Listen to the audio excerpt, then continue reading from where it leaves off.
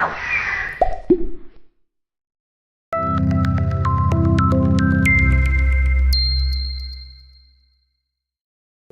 this is Dave Michels. Welcome to Talking Points Chats. I guess we call this episode two. I'm with Dave Danto. Welcome, Dave. Thank you very much. Always a pleasure to be chatting with you, Dave.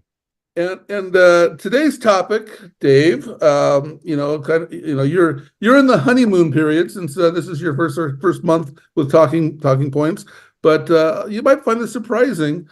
Um, a lot of people are not happy in their jobs. And I'm talking like big wigs. I mean, the amount of change going on is crazy. Just this month in our little sector, we have Barack, the CEO of NICE, who's been the CEO of NICE for quite some time. I think he's been the employee for 25 years, and I think CEO for, I don't know, 10, 12. So big news. Big news with Barack announcing that he'll be leaving later this year. We also this month we have I get his last name wrong all the time. Adam Solipsky, I think it is, the leader of AWS at Amazon, announced that he's leaving.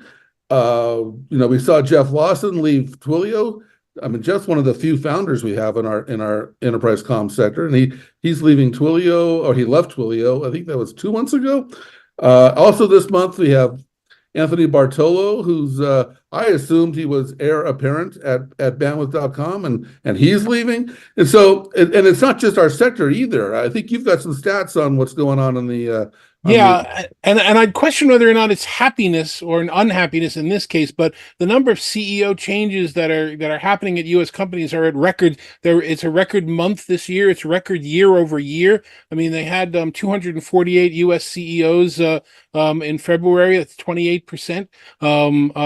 194 in January. A lot of people, and again, I think for the higher level executives, the C-suite, I think they've managed the ship through the storm, through the pandemic, through everything else. I just don't think they're believing it's going to get any better at this point. I think they're perfectly happy, and they're certainly happy with their packages. But it's like, would this be a good time to like maybe have a life and get off of the treadmill? I think the other employees, I think there's definitely a lack of happiness taking place throughout technology and in some of the other sectors as well. But it is an interesting phenomenon. There's a lot of unrest right now. So let's talk about that. And I guess what's causing this change? Is it what is new in our industry that is causing so much uncertainty? I guess it might be the right word. I've been thinking about it in preparation for our chat. There's a lot of things. I mean, I started, I will start with the obvious one, which first thing came to my mind, and I thought I can't even think of anything else to write. But it was AI, which is now almost a small part of what I'm thinking. But AI has been so disruptive and so explosive in our space that it's actually causing a couple of different things. One is we're seeing crazy shift in valuations, crazy shift in prioritization and what companies are willing to invest in. It's causing layoffs on one side of the company, causing investment on the other side of the company, and hiring. Crazy shift in what's going on in Wall Street around AI. AI is just changing everything, and some of these executives see opportunity. Maybe they want to go off and start an AI company, and they see huge opportunities somewhere else, and maybe it's time to get out of this current role. Some executives see a lot of uncertainty and doubt, and perhaps the track they're on. But AI is certainly shifting the entire enterprise comm space, creating more uncertainty, and I think that's certainly a factor. So that's one. I got one. What do you got? We'll turn it over to you here. Well, I think we're living certainly in the U.S. and Western countries in a broken system right now, in that we've had a number of examples, and I won't quote the company names, but companies that are hugely profitable, in the millions and the billions, as you point out, are reinvesting money and just laying off and reducing workforces like crazy.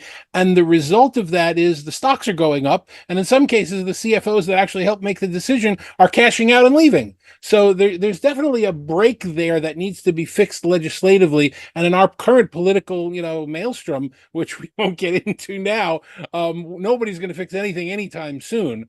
So I think there's a broken trust employees. You used to have some of the two or three of the top companies to work for in this country. People would really want to be part of it. All of a sudden saying, they're firing me at midnight with an email. Maybe I should be looking around. Maybe I should be starting my own company. Maybe I should be seeing what the market bears. So there's now also a drought of very highly skilled labor in some of that. So it's a storm. It's almost a perfect storm of uncertainty going on right now. That's you use some great words there. Perfect storm of uncertainty. I like that. You also use maelstrom. That's a great word. I think maelstrom is kind of the word of the decade right now. It's just, you can link it back to the pandemic or post-pandemic or whatever, but there's just so much we're carrying, right? We're just carrying a lot of crap around with this.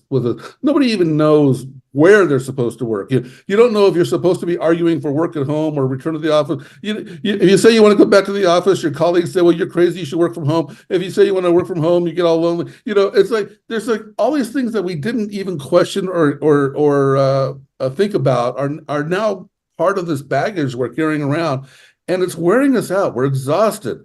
We're absolutely exhausted. We haven't touched yet on the geopolitical tensions that are happening, right? We've got some weird stuff going on. We've got two wars going on in Gaza and Ukraine. We've got a Chinese recession, and we have stuff that's going on in the world that shouldn't affect us or shouldn't bother us.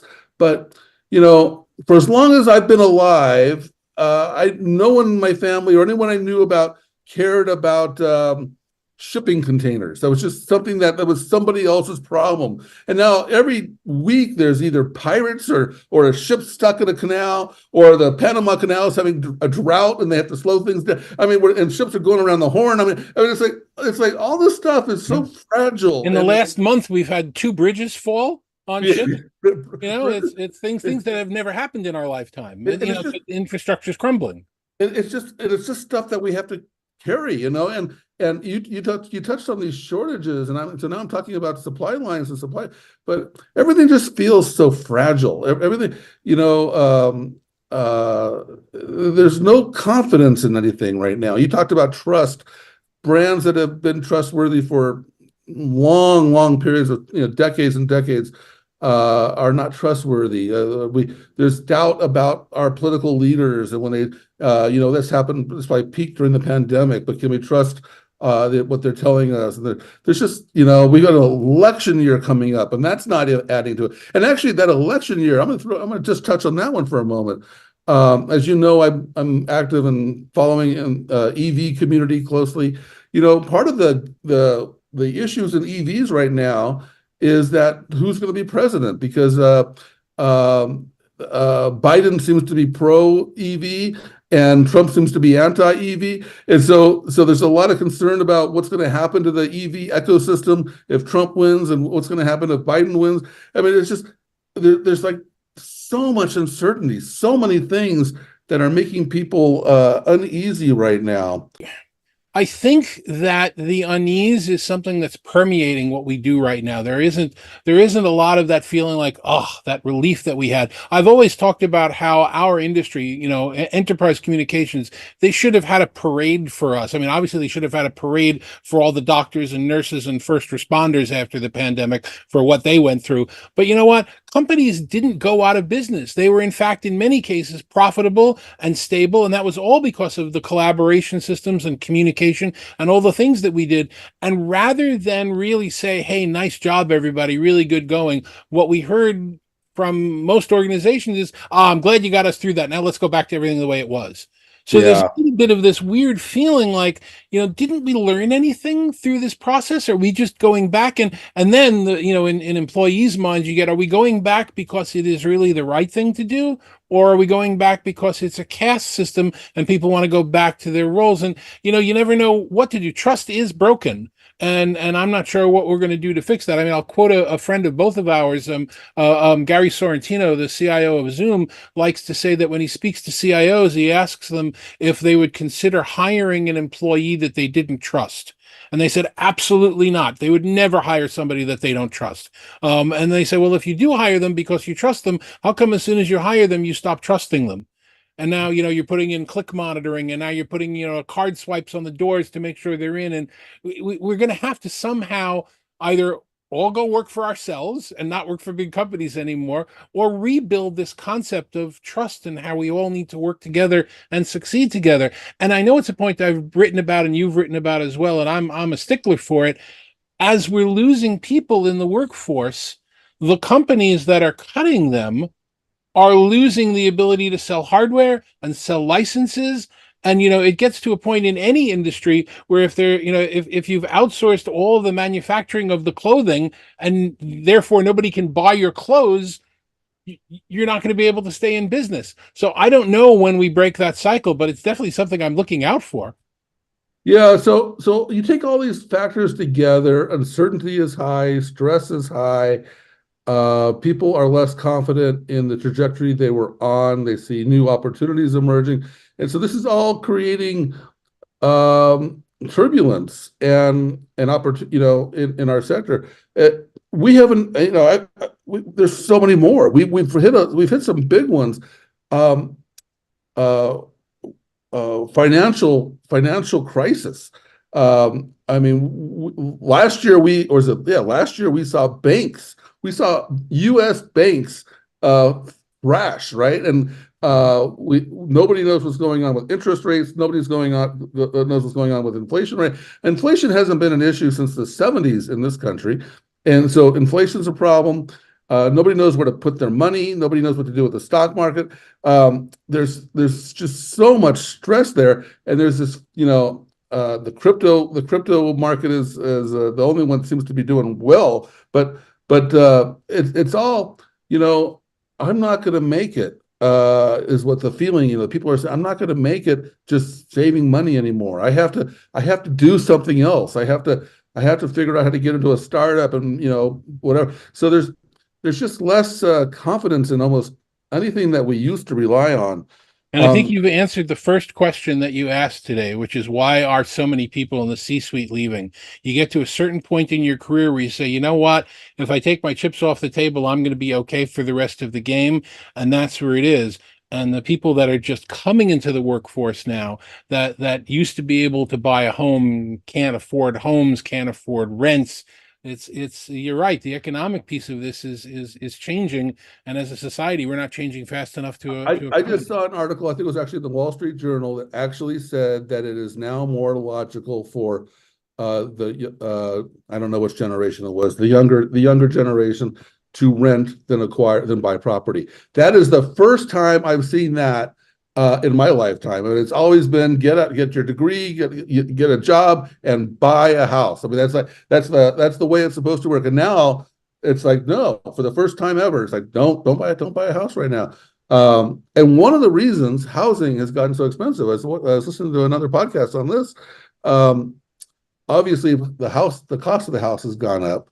And then if the cost of the house goes up, the cost of the property tax goes up. But what I hadn't factored in, which this podcast talked about, was the cost of insurance is gone up tremendously because of all the climate calamities we're having. And and so the climate uncertainty is another one of these things we're carrying around, and people are much less confident about where they live, and how they live, and what they can invest in. So, Dave, that brings us back to the question you asked at the very beginning, which is, are we in a bit of a bubble, a blip in this, or is this the new normal going forward? That's if we only knew is the right answer, but my feeling is things seem to be getting worse before they're getting better. I mean, we keep on having more variables, more changes. We're going into an election year. I think things are I think this is the new normal. I'm going to say it's the new normal. I think this is the amount of stress that we now carry, and therefore we're going to see an ever steady increasing rate or a high rate of turnover. What do you think? No, I agree with you. And I think the executives are cashing out. They're cashing out with big balloons, and we don't know what it's going to look like next year. But it's definitely going to be an interesting thing to live through. Isn't that expression that Confucius said? You should be blessed to live in interesting times. We sure do. Yes, yes.